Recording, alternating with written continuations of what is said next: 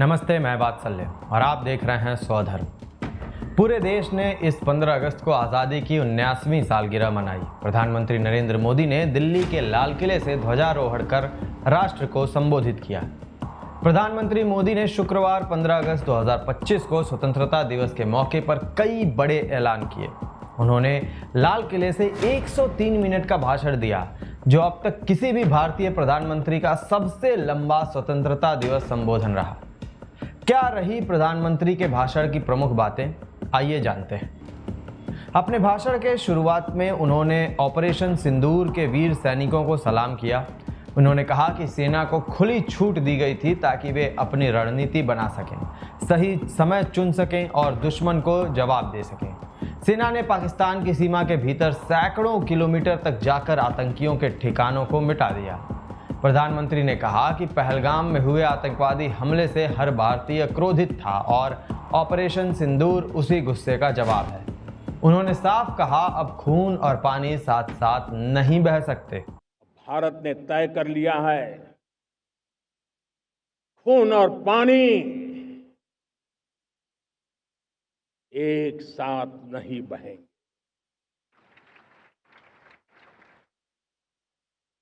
अब देशवासियों को भली भांति पता चला है कि सिंधु का समझौता कितना अन्यायपूर्ण है, कितना एक तरफा है। भारत से निकलती नदियों का पानी दुश्मनों के खेत को सींच रहा है और मेरे देश के किसान, मेरे देश की धरती पानी के बिना प्यासी है। प्रधानमंत्री ने यह भी कहा कि अब देश समझ चुका है कि सिंधु जल संधि भारत के लिए अन्यायपूर्ण थी। उन्होंने ऐलान किया कि अब भारत किसी भी तरह की परमाणु धमकी को बर्दाश्त नहीं करेगा। इसके बाद प्रधानमंत्री ने मिशन सुदर्शन चक्र की घोषणा की। ये एक ऐसी सुरक्षा ढाल होगी जो दुश्मनों की किसी भी साजिश को नाकाम करेगी। उन्होंने बताया कि अगले 10 सालों में यानी 2035 तक इस ढाल को और मजबूत और आधुनिक बनाया जाएगा। इस मिशन को भगवान श्री कृष्ण के सुदर्शन चक्र से जोड़ा गया और कहा कि भारत अपनी सांस्कृतिक विरासत से प्रेरणा लेकर आधुनिक रक्षा प्रणाली बना रहा है। ये सुरक्षा का कवच लगातार विस्तार होता जाए, देश का हर नागरिक सुरक्षित महसूस करे। किसी भी प्रकार की टेक्नोलॉजी हम पर वार करने आ जाए, हमारी टेक्नोलॉजी उससे बेहतर सिद्ध हो। और इसलिए आने वाले 10 साल 2035 तक मैं ये राष्ट्रीय सुरक्षा कवच का विस्तार करना चाहता हूं, मजबूती देना चाहता हूं, आधुनिक बनाना चाहता हूं। और इसलिए भगवान श्री कृष्ण से प्रेरणा पाकर के हमने श्री कृष्ण का जो सुदर्शन चक्र था, उस सुदर्शन चक्र की राह को चुना है। मोदी ने आत्मनिर्भर भारत को विकसित भारत की नींव बताया और कहा कि रक्षा, तकनीक, ऊर्जा, अंतरिक्ष और निर्माण के क्षेत्र में भारत आत्मनिर्भर हो रहा है। उन्होंने ऑपरेशन सिंदूर को इसका उदाहरण बताया और कहा कि अब भारत विदेशी हथियारों पर निर्भर नहीं रहेगा। हम स्वदेशी का गर्व करने लगे। हम स्वदेशी मजबूरी में नहीं, मजबूती के साथ उपयोग करेंगे, मजबूती के लिए उपयोग करेंगे और जरूरत पड़ी तो औरों को मजबूर करने के लिए उपयोग करेंगे। ये हमारी ताकत होनी चाहिए, ये हमारा मंत्र होना। उन्होंने किसानों और मछुआरों के हितों की रक्षा का भी भरोसा दिलाया और कहा कि वे उनके लिए दीवार की तरह खड़े रहेंगे। जाहिर तौर पर संदेश परोक्ष रूप से अमेरिका की ओर था, जिसके साथ भारत की ट्रेड डील को लेकर सहमति नहीं बन पा रही है। युवाओं के लिए प्रधानमंत्री ने पीएम विकसित भारत रोजगार योजना का ऐलान किया। इस योजना पर लगभग 1 लाख करोड़ रुपए खर्च होंगे। इसमें निजी क्षेत्र में कई नौकरी पाने वाले युवाओं को सरकार 6-6 महीने की 2 किस्तों में 15,000 रुपए तक वेतन इंसेंटिव देगी। वहीं नए रोजगार देने वाले उद्योगों को भी 3,000 रुपए प्रति कर्मचारी की मदद मिलेगी। इस योजना से 3.5 करोड़ युवाओं को रोजगार मिलने की संभावना है। मेरे देश के युवाओं के लिए 1,00,000 करोड़ रुपए की योजना हम चालू कर रहे हैं, लागू कर रहे हैं। आज से प्रधानमंत्री विकसित भारत रोजगार योजना आज ही 15 अगस्त को लागू हो रही है। ये आपके लिए बहुत खुशखबरी है। इस योजना के तहत निजी क्षेत्र में पहली नौकरी पाने वाले नौजवान को, बेटे बेटी को 15,000 रुपया सरकार की तरफ से दिए जाएंगे। कंपनियों को भी नए रोजगार देने के अवसर जो भी ज्यादा जुटाएगा, उनको भी प्रोत्साहन राशि दी जाएगी।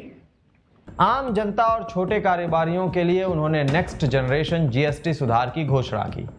दिवाली तक ये लागू होंगे और जरूरी सामानों पर टैक्स घटाया जाएगा, जिससे आम लोगों को राहत मिलेगी। इसके अलावा उन्होंने एक रिफॉर्म टास्क फोर्स बनाने की भी बात कही, जो देश की अर्थव्यवस्था को 2047 तक $10 ट्रिलियन तक ले जाने में मदद करेगी। हम नेक्स्ट जनरेशन जीएसटी रिफॉर्म्स लेकर के आ रहे हैं। ये दिवाली के अंदर आपके लिए तोहफा बन जाएंगे। सामान्य मानवीय की जरूरतों के टैक्स भारी मात्रा में कम कर दिए जाएंगे। बहुत बड़ी सुविधा बढ़ेगी। हमारे एमएसएमई, हमारे लघु उद्यमी, इनको बहुत बड़ा लाभ मिलेगा। रोजमर्रा की चीजें बहुत सस्ती हो जाएगी और उससे इकोनॉमी को भी एक नया बल मिलने वाला है।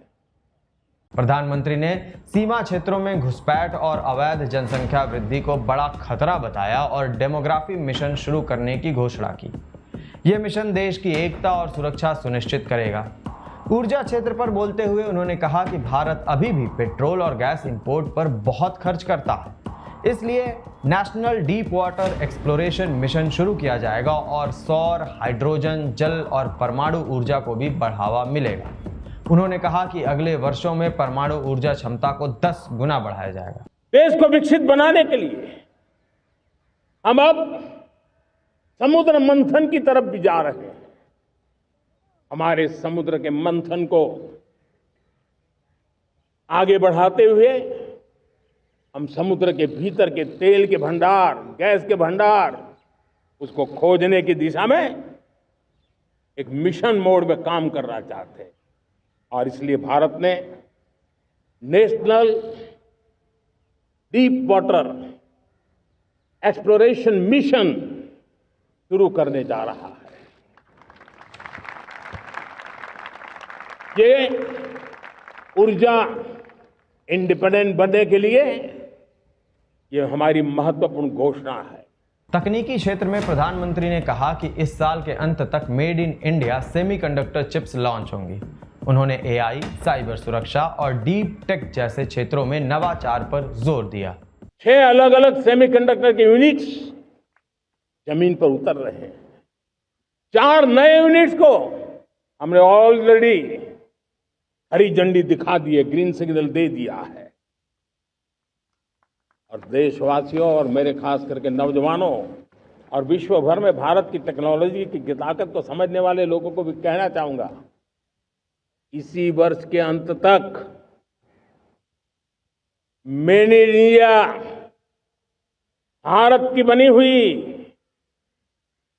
भारत में बनी हुई, भारत के लोगों द्वारा बनी हुई मेड इन इंडिया चिप्स बाजार में आ जाएगी।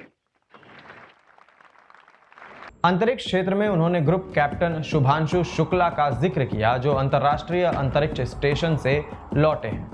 मोदी ने ऐलान किया है कि भारत अपना खुद का स्पेस स्टेशन बनाने की दिशा में आगे बढ़ रहा है। साथ ही गगनयान मिशन की तैयारियों का भी जिक्र किया। उन्होंने युवाओं और वैज्ञानिकों से अपील की कि भारत में ही लड़ाकू विमान के इंजन बनाए जाएं।